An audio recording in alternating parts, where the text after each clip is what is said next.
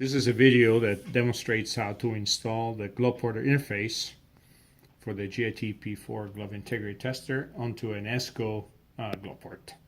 So the first step of the process is to remove the outer cover of the ESCO glove port, and that's held in place with magnets, so it's very easy, no hardware required. And then the second step is to install the glove port onto the install the interface onto the glove port.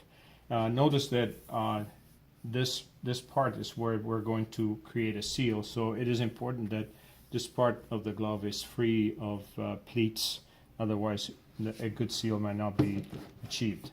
The glove port interface fits fairly snug onto the glove port, and then the knobs can be tightened. Notice that I tighten them in a crisscross pattern.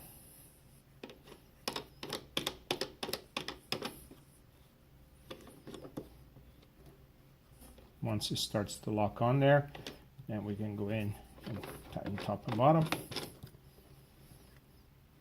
They don't have to be overly tightened. Just as you can see, I'm not applying that much force, like that.